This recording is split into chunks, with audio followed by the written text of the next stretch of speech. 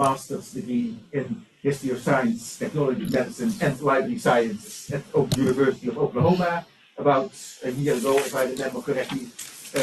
So he wrote his thesis, as you may imagine, on herbals.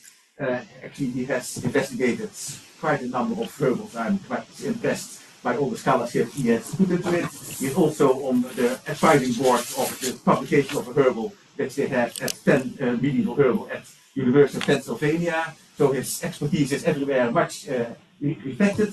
At the moment, he is working as an archivist for OU libraries, and I'm glad that OU archives are in such good hands. So with that, I think I will just hand it to you, and I'm very eager to learn what you have to say about those herbals. Thank you.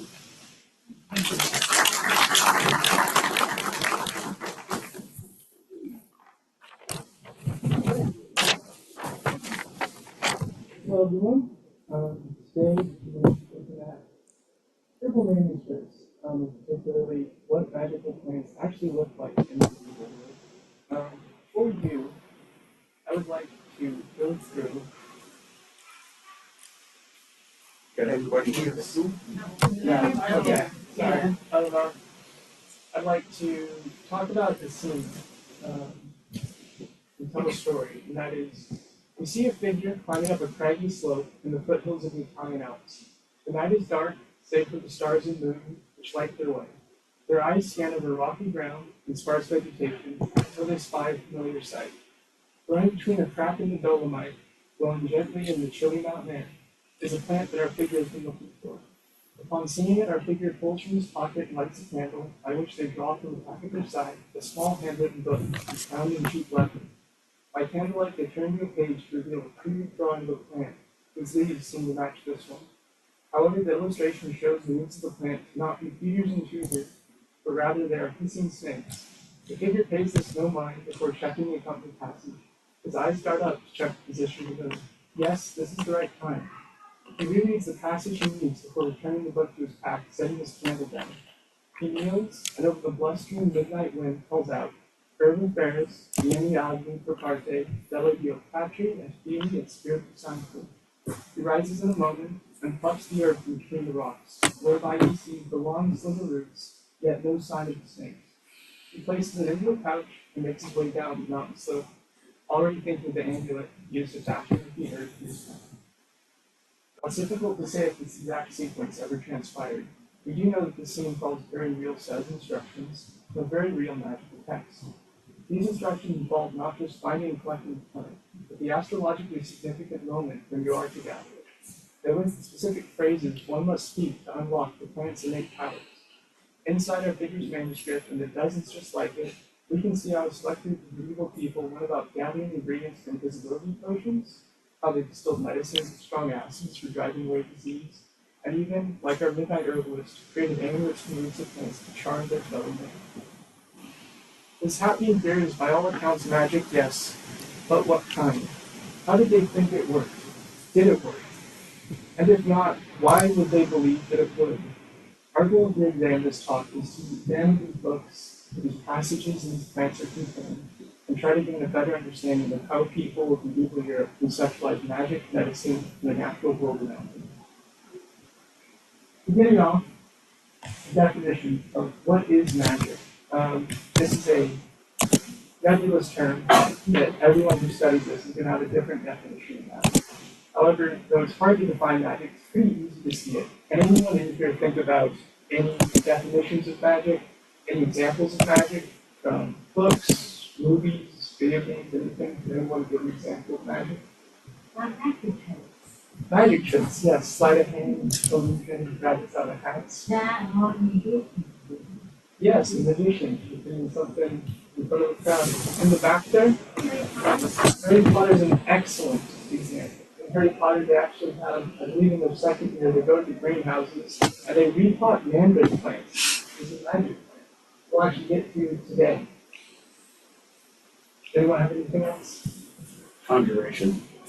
Conjuration, the act of summoning something, invoking its power, and bringing it from the supernatural world into the material world. Those are all examples of magic.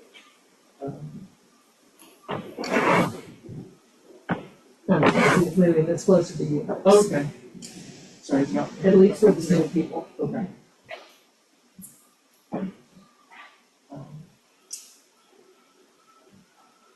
Those are all several good examples of magic, and throughout history and time, different peoples have different examples of magic. It can be different systems. This includes things like alchemy, which is the transmutation of metals and minerals into other metals and minerals. This can be divination, with tarot cards, casting of wands. This can be invocation. This can be asking magical powers to come and do something for you. This can include anything from drawing circles in goat's blood, calling out demons, allegedly, and all other manner of things. Over time, magic has been in vogue and not in vogue. Sometimes it is popularly accepted, other times it is not. Things that do under schools phrases like witchcraft is usually considered as negative throughout history, versus there are schools of magic that have been accepted happily in the medieval European world. We can distill the things that all of those have in common to understand that magic is an attempt to cause an effect on the world, the terrestrial world, the supernatural world. You're trying to influence that world, make something happen, or learn something by way of magic. You can understand magic as a tool, a force, or a mechanism. People throughout history that we're going to look at today who are primarily involved in herbal manuscripts and magic as well are not scientists or wizards. Rather, there's sort of in-between category that we can think about. Dating back to the ancient Greece and beyond, this is the phrase natural philosophers. And what natural philosophers do is not to make sense of the world around us. They're in the natural world. They want us to know the what and understand the why. They're looking for effects that they can observe and causes whereby they can explain those things. They then took these little pieces of knowledge and organized them into systems knowledge. These are things like early physics, medicine, optics. They kind of make sense to the world and put it in boxes they can understand. Their systems are far usually what we would understand as modern science. But these are their first attempts. And as we'll see, they're still examples that stick around for a long, long time as influence. And we need to understand a little bit about how they thought about the natural world. The natural world is nature today. It's everything we think that scientists can investigate. It's what we can see around us. It's everything plants and stuff. There's also in the mind supernatural, like this is religion, this is magic, this is everything that is out of reach but is still very much real. Another way to think about this is there's the terrestrial world and the celestial world. A common adage that you might see nowadays that has been taken from the annals of the history of magic is as above, so below, that these two things are linked. They are both part of the world to the medieval mind.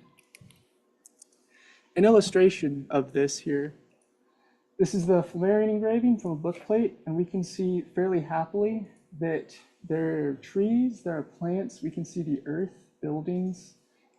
We can see everything within the terrestrial world quite happily there.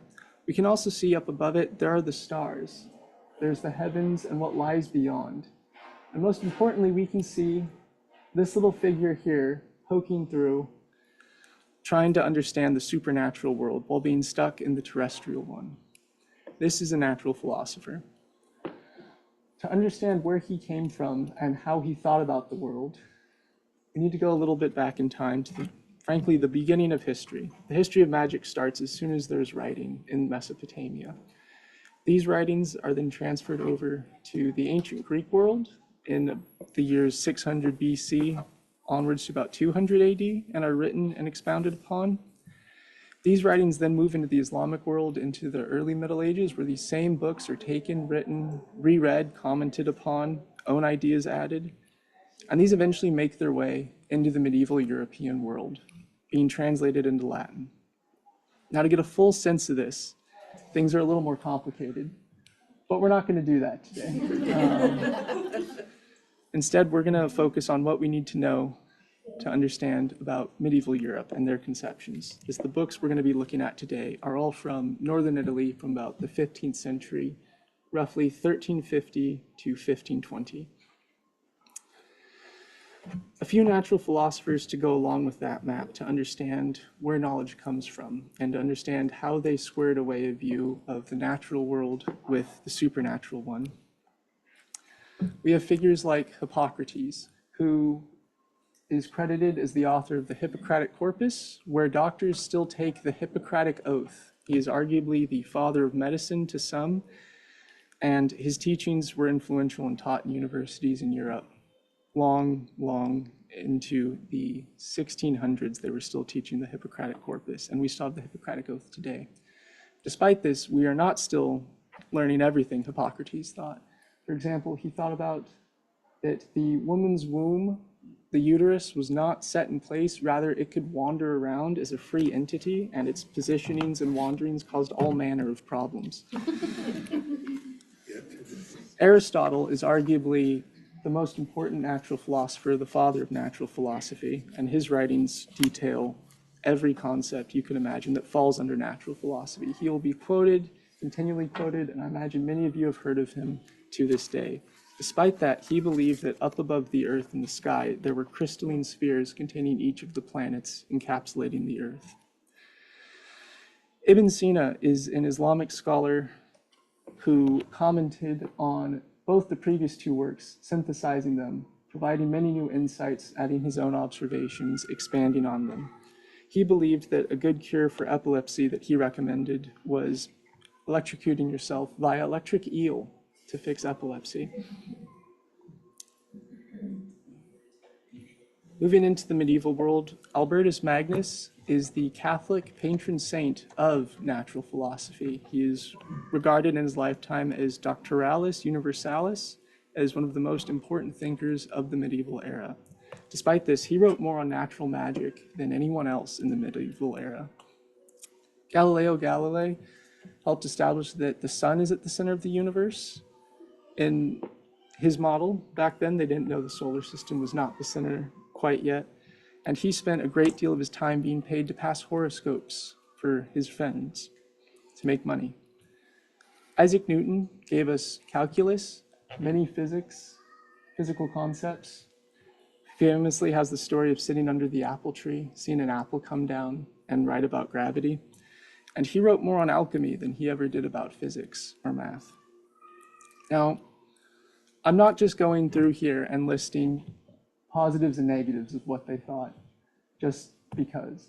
The reason is to say that for each of them, they had complex ways that they understood their natural world. And despite this, understandings of the supernatural one were both things that they did, but also things that they were interested in several cases more interested in. Going back to ancient Greece, to understand how magic works, how you can take magic and equate that into a system such as any of the ones we've looked at here. We have a concept of sympathy, or sympatheia, in ancient Greece. This, today, relates to emotion specifically in and of itself, and its meaning was the same back in ancient Greece, that sympathy was feeling and emotion together. There's also other concepts of sympathy, not limited just to emotions in the ancient Greek world, or ours today. The concept hair of the dog, Pliny the Elder talks about that when you are bit by a dog, you are to go and take hair from the tail of said dog and put it on the wound. And if you do this, you shall not catch rabies. This concept has carried on all the way to today, where hair of the dog means a little bit of alcohol in the morning after a hangover. So though we would probably all happily say that sympathy is related to an emotional thing and not a magical force in and of this world, ideas of it are still hanging around today. Sympathy was such an important concept in ancient Greece that the philosopher Plato, in his book, The Republic, whereby he outlined a perfect civilization, what a perfect city should look like, he dealt with sympathy, whereby when he was creating his perfect ideal world, he placed everyone in society where they should be in that society. And he addressed tragic poets such as Homer and Hesiod, who wrote poems that made other citizens sad. Plato thought this was such a problem, making his fellow citizens sad, that he thought poets should be banished from the perfect city. Now, why did he spend any time at all trying to place poets in his ideal perfect world? And that's because the idea of sympathy was not related just to an emotional thing, but it was a powerful force. And there are several examples in the ancient world, particularly in ancient Greece, that we can look at to understand why Plato thought this was something worth talking about. If we look for a definition of sympathy, of being affected by another body, we can start to look at examples here. One that we know today and in the ancient world is the moon and the tides, that the moon at different phases of the lunar cycle, as it gets closer to Earth, does affect tidal patterns. Another example are heliotropes. These are specific plants that are interested in the sun, that as the sun moves across the sky, sunflowers and daisies will actually track the movement of the sun, knowing where it is. On cloudy days, they do not do this. This is observed by ancient Greeks and wondered at, and where we actually get the name heliotrope. Helios, Greek, meaning sun. Another example are magnets, that the ancient Greeks were able to see lodestones, or what is magnetite, how we get magnets today. That rock does have a slight effect on metal as well. And the idea of sympathy connecting iron and this other rock that is not iron was intriguing to them, and they could not quite square it away. The last example here is yawning, that the ancient Greeks could see that when someone yawns, other human beings also yawn. This was confusing. They did various experiments on this on a basic level to try to understand why this is, and they were able to relate it back to this idea of sympathy. Sympathy is the underlying principle in understanding astrology. Astrology is the idea. If we take our definition of sympathy here, we don't have to do too much work to get the workable definition of astrology here, which is when a terrestrial being is affected by a celestial body, when something on Earth is affected or influenced by the stars or the planets. Now, many of us today think that astrology is not a science. This is not a hard field of study, that this is something magical. But to give the Greeks a little bit of credit, we don't have to think back too hard to an example of a celestial body affecting a terrestrial one. When we look at the moon and the tides again, our first example from before. Astrology functions on the system that here on the left, we can see the sun at the center of the universe. The blue is Earth, and for argument's sake, we'll say the red is Mars. We know that as we go around the sun, we get closer and further away to Mars. On the right is what this looks like from the relative perspective of Earth. We can see Earth at the center and the sun going around it as it does. This is how the ancient Greeks conceptualized this. And we can see that over the course, Mars at times gets closer to Earth than at other times. When coincidences line up, when Mars is around, you can start linking things in a sympathetic fashion, and this is the fundamental basis of astrology. From this, we can see that astrology affects people, it affects animals, it affects plants, and it affects minerals even. In Aristotle's model, he believes that certain minerals are tied to various celestial bodies and that they are generating under the Earth's crust in accordance with the planets. People can be affected by when they're sick. The Nile flooding happened yearly at the time when the star Sirius and constellation Canis Major came back into view at the end of summer. These are referred to as the dog days of summer and was a time when disease ran rampant in Egypt every year.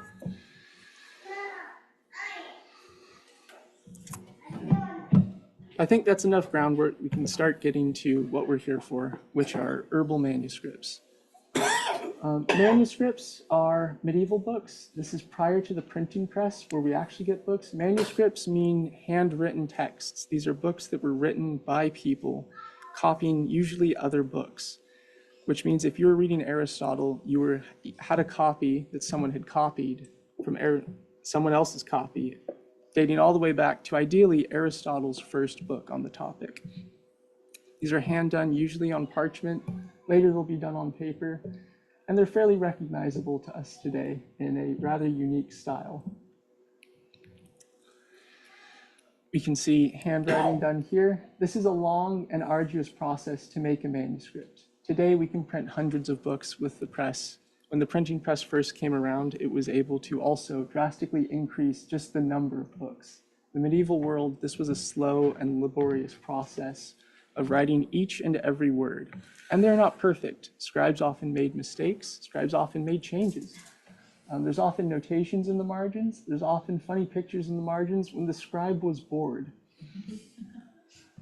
Manuscripts, as a result, and this sort of chain linking back through how scribes record them, we can see which ones are copied from which ones and recreate family trees going back, ideally, in a perfect world, to manuscripts that no longer exist anymore. But we can hypothesize that they did exist, as that's where they came from. None of Aristotle's works survive in their original sense, but by looking and tracing back, we can get back to, ideally, the most original form to see what Aristotle actually had to say. This is a page from an herbal manuscript. This is from the University of Pennsylvania. And we can see a couple things. This is fairly typical for the kinds of things we're going to be looking at today. This is in a book of plants, some of which are magical, some of which are mundane, but all of them have some things in common. We can see that on pages there are names of the plant that would be useful. This one only has the two. Many times they would record other names, names in other languages, regional names for plants. We can also see that there are, in the ones we're going to be looking at today, illustrations, which is nice, as it tells you somewhat of what the plant should look like.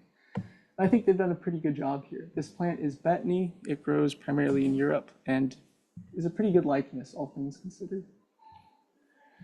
We can also see the properties or virtues of a plant, and this is where they would record down what you use this plant for, where you find it, what time of year you'd find it, ways to prepare the plant, whether you use the seeds of the plant, the leaves, the roots, and any other kind of information that one could think to record would end up here.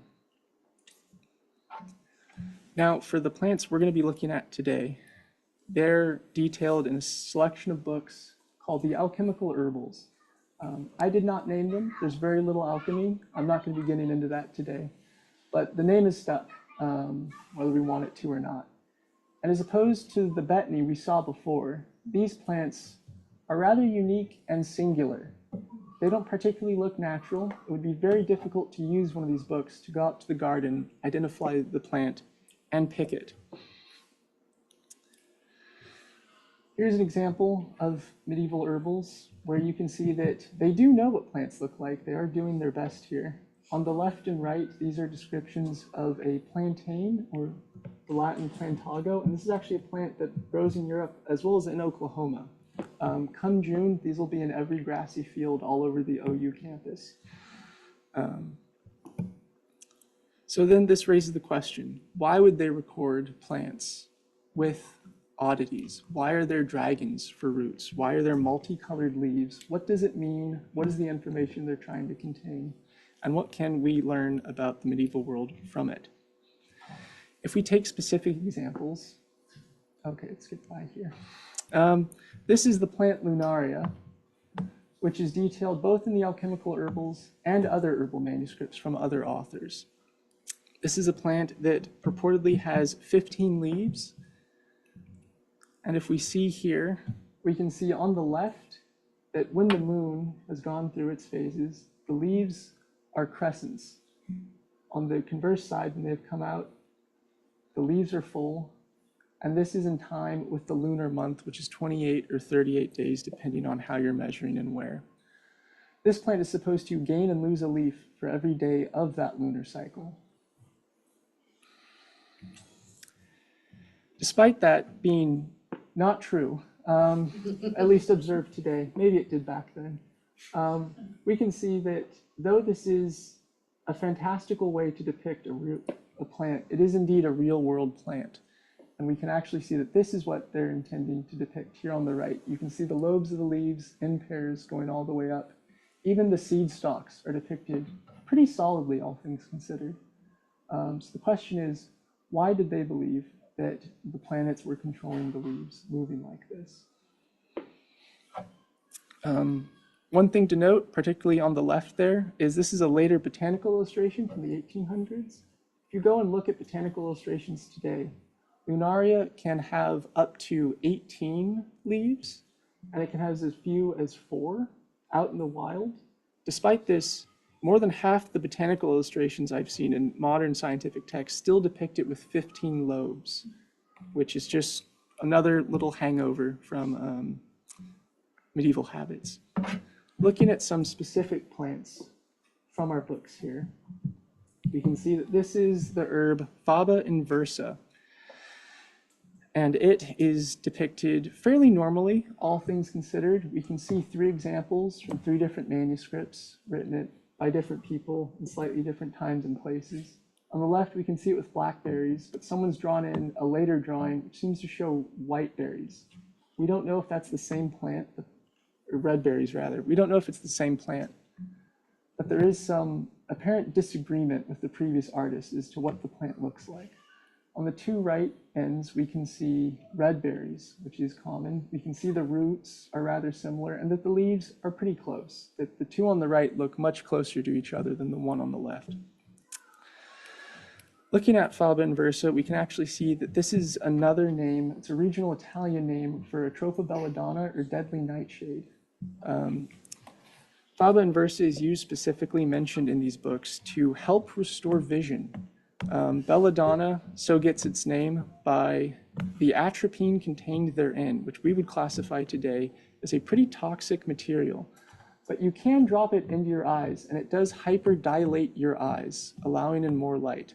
The Italian name for the plant belladonna comes from the cosmetic use of the plant, of putting it in your eyes to make them wider, which was in vogue at the time. I do not recommend. Another plant that we have fairly often in the alchemical herbals and others, maybe the most famous, is the mandrake. So famous, it made a cameo in Harry Potter.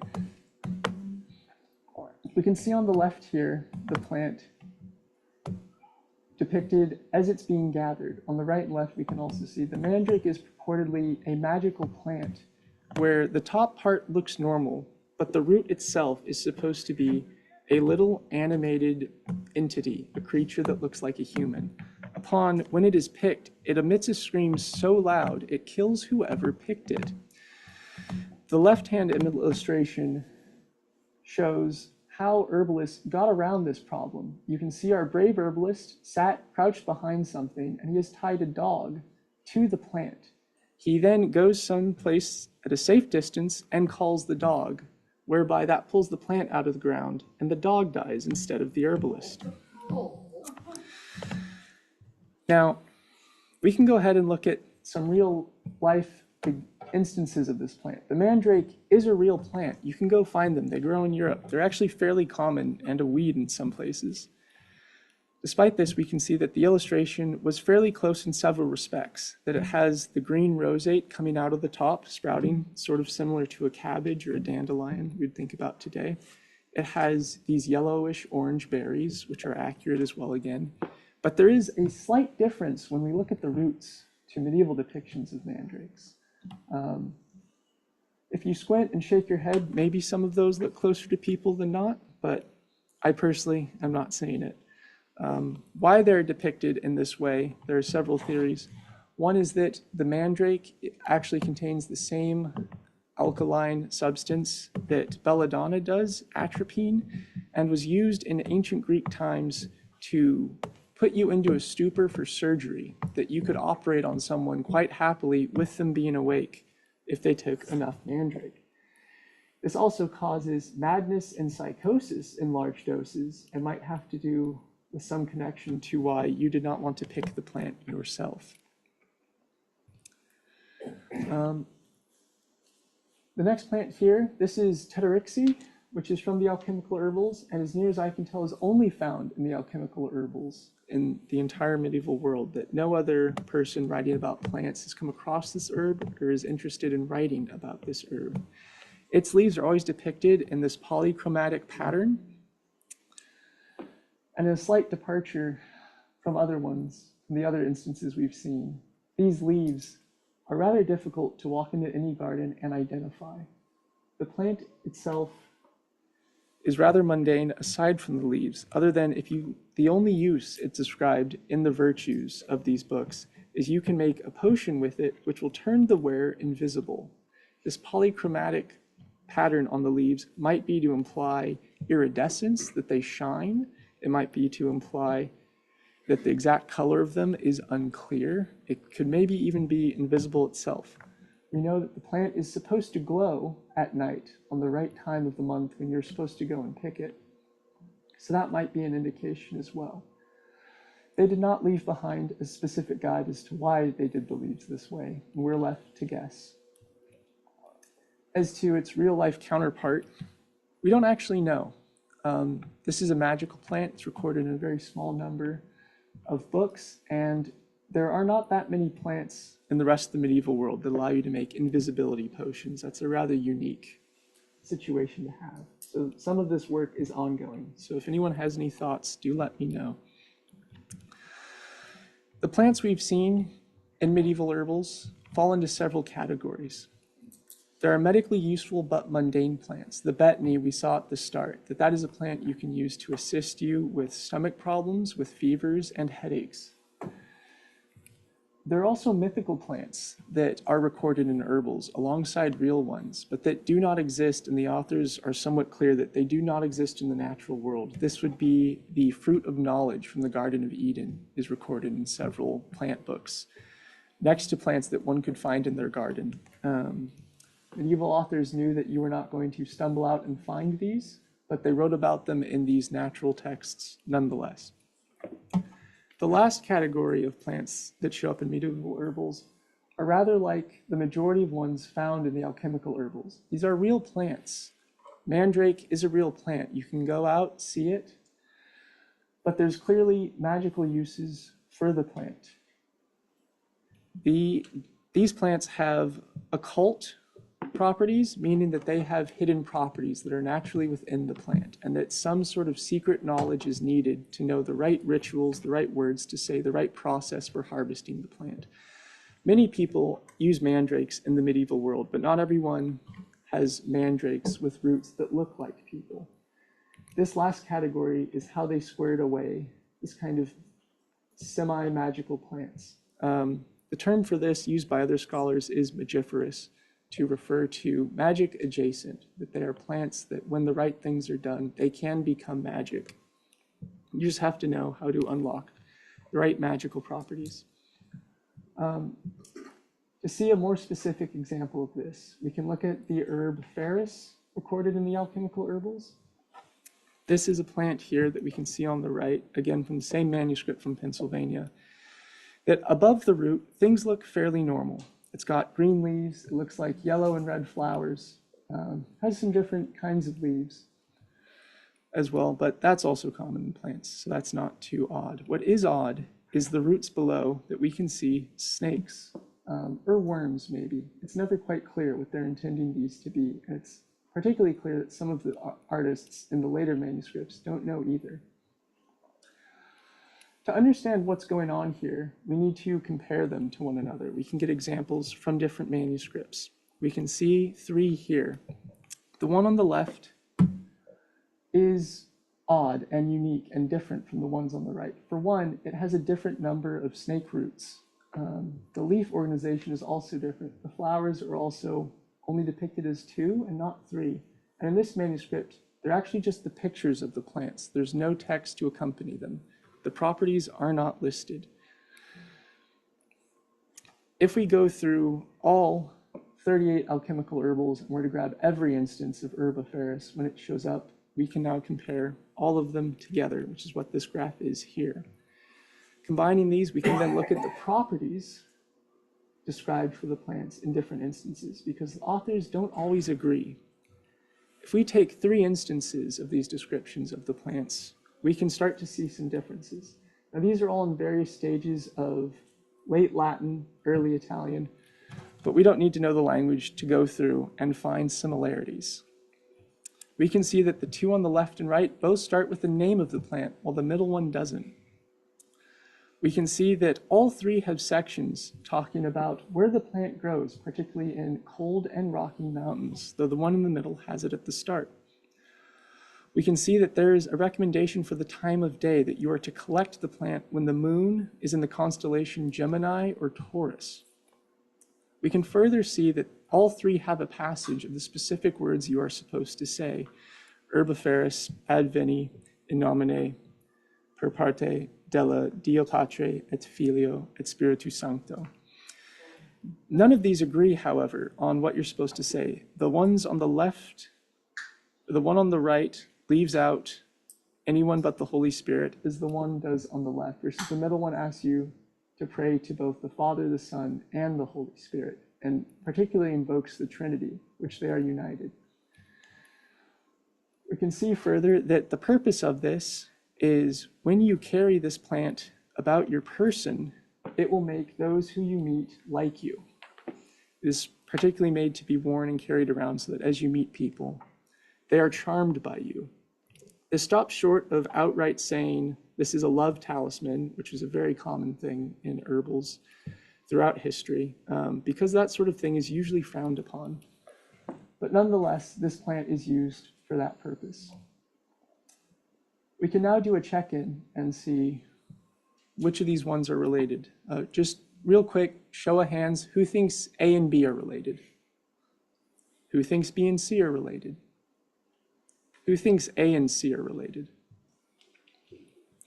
That we can see that these two, just by virtue of having the same, roughly the same words in roughly the same places, they probably share a relation. Maybe one was copied from one. Maybe they both copied from the same book. Understanding these slight differences are how we can understand the books as a whole and start tracing back to what's going on here.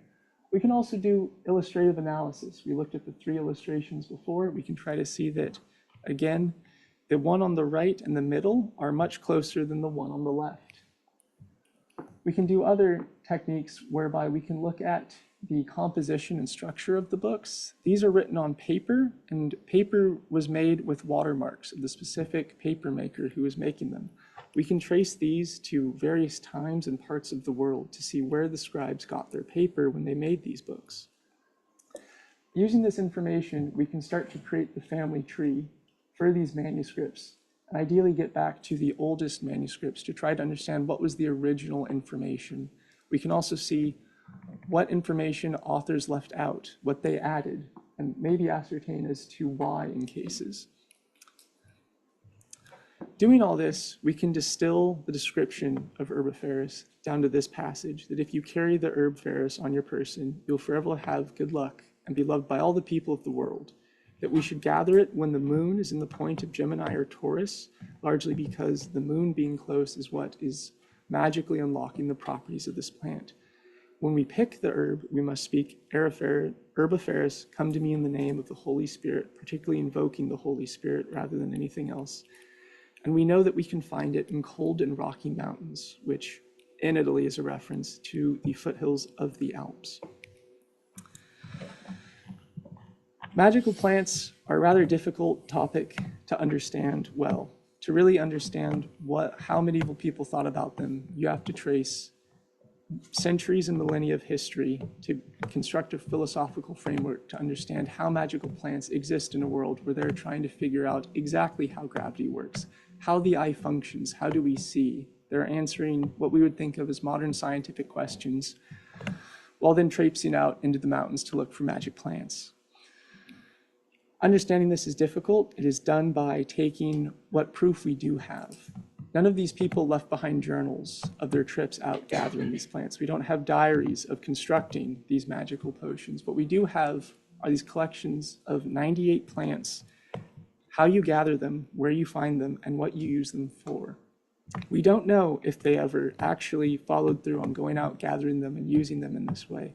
But there are 39 books written over a century, which implies that maybe at least one of them thought they were worthwhile. It is by adding all of those up doing fairly exhaustive analysis of their similarities and differences, that we can actually begin to think about what medieval people actually thought of as magic in the medieval world. Thank you.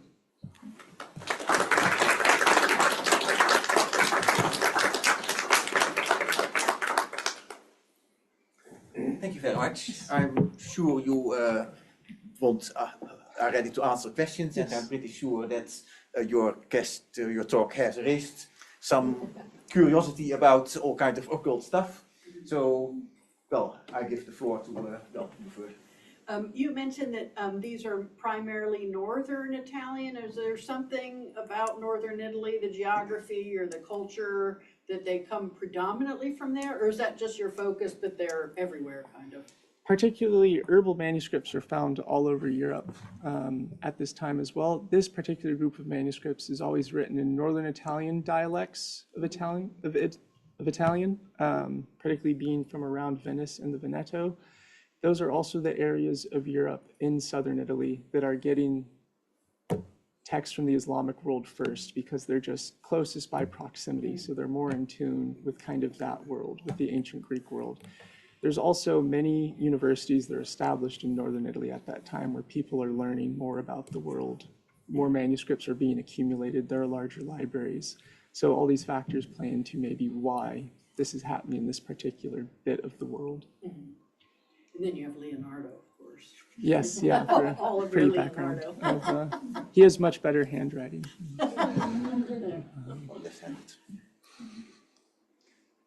Any other questions? Yes. So who were the typical people reading these manuscripts, or the practitioners of these, herbalism? Yes, that is an excellent question, as all of these are unattributed. In the medieval world, when putting a book together took this long, this much effort, money, if nothing else. Even these, which are sort of shoddily done, you'd still have to buy the paper, either mix pigments of your own or buy paint and ink. And there's not a single author's name on any of them. We have later owners. We can see the sort of people who end up with these over the centuries. Some of these are doctors, religious figures. One of these is from the library of a pope, eventually. So we can sort of trace their lives of where they went after, but understanding who it was that actually made and used these books is largely a mystery. We only have the books themselves to try to understand that. That sort of answers what my question was. Yes. How did the Inquisition view books that contained magic?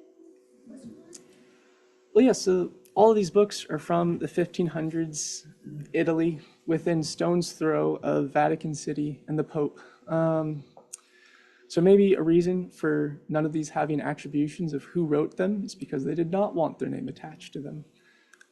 At the same time, there were various accepted forms of magic at this time. We can see that each of these plants specifically, though looking at Herbopharis, for example, this plant does have magical things. You're going out, and in another phrasing, we could argue that they're reciting a spell to get this plant. But instead, they are praying that they're telling the plant to render unto them magical power in the name of God, Jesus, and the Holy Spirit. So it's a rather difficult question. At various different times, Venice has witchcraft trials. There are people burned at the stake for that. At other times, astrology is practiced in the papal palace. So it sort of depends on exact time and place. Over the period where this is going on, it is a little nebulous and does vary place to place. And maybe there's a reason we don't find these books written in Roman dialect right next to the Vatican, and we find them in northern Italy, hiding in the foothills of the Alps, maybe at least 1 degree removed. During the introduction or pre-introduction, while we were waiting, one of the figures was a human descending with a plant coming out of his head. What in the world is that? Yes, yeah, that's it's much better, artistically speaking, than the mandrakes that we have in the alchemical herbals, but that's another depiction of a mandrake from a earlier medieval work in a more high medieval style. So it is, at least to my eye, artistically more interesting. But yes, that fellow's a mandrake as well.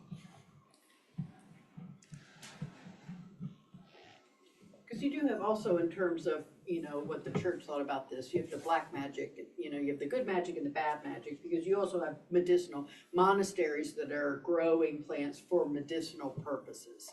So it's also part intent, how it's being used too.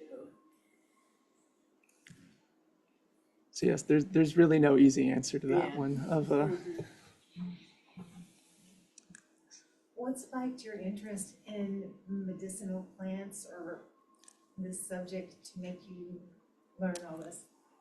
I picked this subject particularly because I came across the illustrations before I even came to college as an undergrad, just on Google Images, looking around, and I thought they were neat. And I realized one of them was from a manuscript. I was trying to figure out what it meant, why it had a dragon for a root. That's a rather unique question. And I could only find one book really on them that gave sort of an exhaustive study and listed all the manuscripts that sort of were in this kind of tradition of knowledge that were copies from each other. And I found that the manuscript I was looking at from a library in America was not included in that study. So I picked this largely because I found a large body of work that could be added on that had not been written about in English before. I appreciate your interest in doing this because you save us all the work. Yes, yeah. Seemed like a good market. Are there some at OU? What does OU have? Unfortunately, no. That despite my pleas every year, I think to special collections, they're not interested in these books. Primarily because we don't have a lot of manuscript holdings, that we have early modern ones, properly printed books, that these are rare, and that the majority of them are sat in very old libraries in Europe, many of which have been donated even before the US was a nation. So it's just by virtue of they were made there, so most of them are still there. With the exception of there are two at the University of Pennsylvania, and there's one at Vermont, the University of Vermont at the Burlington campus. Have any of them been digitized online? Several of them. Access? All the images I've shown today are from ones that are digitized and up online, so you can go see them. If anyone's interested in going and looking at specific examples of full books, I'm happy to give specific links. And there's a lot cut up too. You can, across Europe, you can just buy single sheets of these that are sliced out of books. I'm sure there are several books hanging on walls. There's currently one at an auction house in Switzerland that I'm hoping a library gets, but if anyone has a spare $10,000 to $50,000, I have ideas. What are the main ways they would use the plants? Like you mentioned palanquins and like oceans, would they shard them, would they ingest them? Like, what was the main purpose? And then were there specific plants that would go to specific modes, and how would they utilize them? Yeah, that's going to depend on plant to plant. In general, herbal manuscripts in medieval Europe were used ideally for medicine. That was their first and foremost goal, was treating various injuries. And the alchemical herbals are like that as well. The alchemical herbals just have several plants that have magical uses as well, which a lot of other plants don't. Not every herbal manuscript has magical instances, and that kind of varies on what book you're looking at. But they can treat anything from all manner of issues. And different authors are saying you can use the same plant for different things. Some cure problems, some then cause those same problems. Nowadays, we know a lot of that is differences in dosing, that a little bit of mandrake probably could make you happy for surgery. Could also quite easily kill you, as we know. Deadly nightshade is called so because it is. So it really depends. They're treating all manner of medical problems, from stab wounds, removing arrows, down to issues of childbirth, people having problems getting pregnant, people not wanting to get pregnant. All kinds of issues are covered by these, as many as we have today, that people have always had medical problems. Can you elaborate a little bit? Also, you started with a long introduction on astrology and other things. So what is exactly the connection between the astrology and these plants? As we saw, particularly with Herbiferis, that the time you're supposed to go out and collect that plant, we can see in the text says, when the moon is in the point of Gemini and Taurus. Gemini and Taurus are the two zodiac signs that are next to each other, and there are several meanings for this. We know today that when you're born, there are zodiac months that correspond to those dates, and you can know your own star sign. It might be telling us that you're supposed to go out and pick these plants at a certain time of year. The medieval mind also constructed astrology in the sense of it got much more granular, and there were even every day of the lunar month was ruled by a different zodiac sign. So when it says pick the plant at Gemini, that could be 2 days when the moon is in a waxing crescent and the phase after that, which escapes my memory at present. And the reason is because the moon has to be there at that point connected to that star sign to have a sympathetic link to the plant, that it's the power of the moon that was put in the heavens by God. It moves across the sky as opposed to all the other stars, that the planets move, they're not stationary. Because they move, they can change, and understanding what those changes are is how they're connected to the plants by their positioning. How they arrived at Herbology being specifically connected to the moon in Gemini and Taurus. Taurus is July, Gemini is June, roughly. Herbology is the real-life plant in vervain, or verbena, and verbena blooms most prominently in the foothills of the Alps in late June and early July. Now, there's no specific linking there, but that would be my best guess as to why astrology is important to these plants. Do you suppose that would be why people would start to like them, is because it's verbena? That smells good. Yes, many of these plants smell good. Their natural forms are pretty as well, and most of them are described as in cold and rocky places up in the Alps, meaning you have to trek pretty far away out to get them. It's also pretty good job security. If you're the only one in town that knows the secret spells to say to actually make the invisibility potion work, and you know the secret places where they're hidden, you can be pretty sure that no one else is going out with their dog to go look for mandrakes. There's a question here. Actually exist? Sorry, what's that? Does Herbology actually exist? Yes, it does.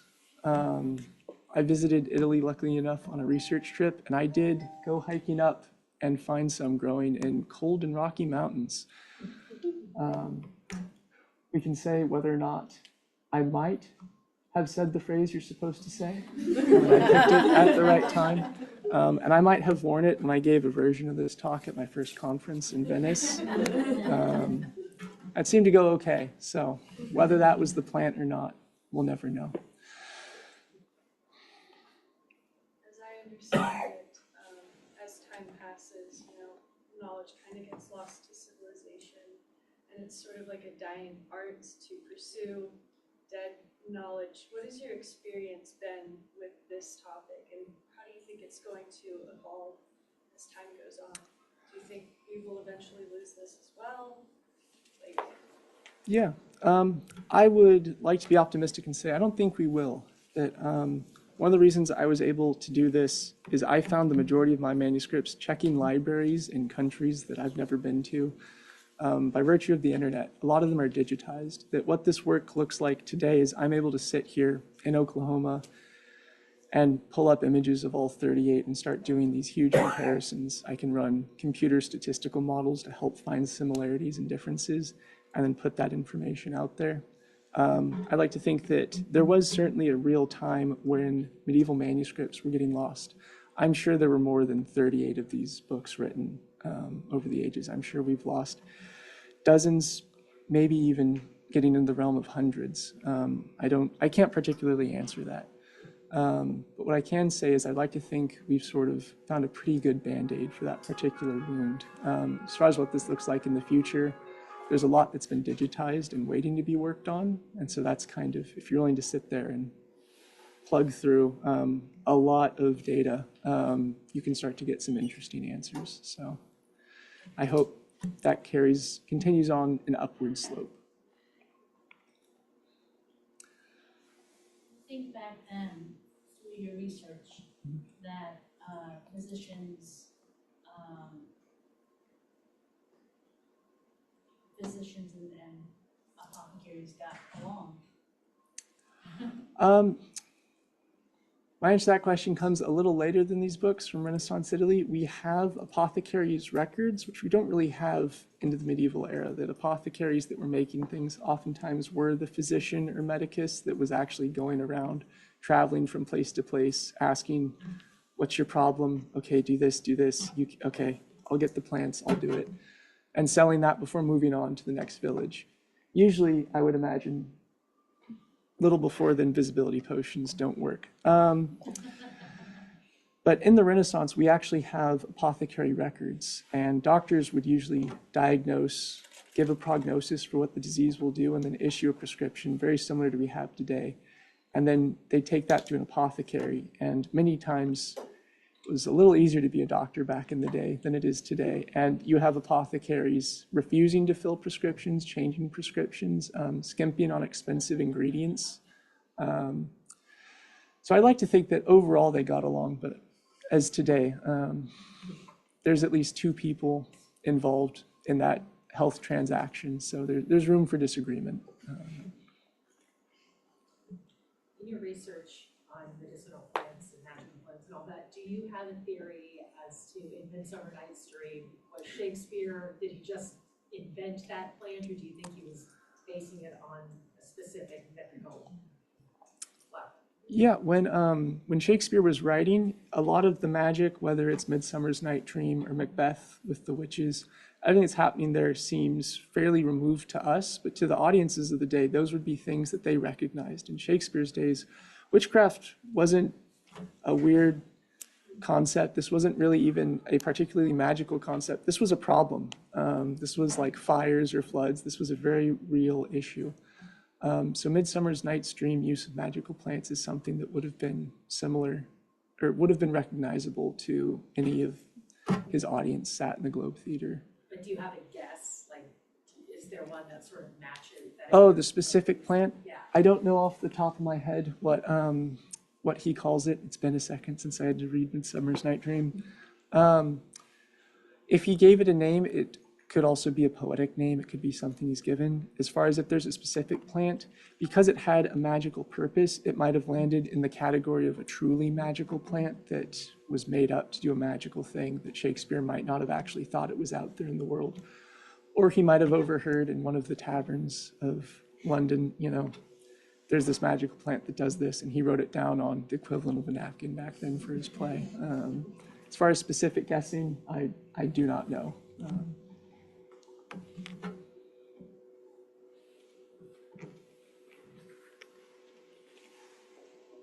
Thank you. Yes, if there are no other questions, thank you very much.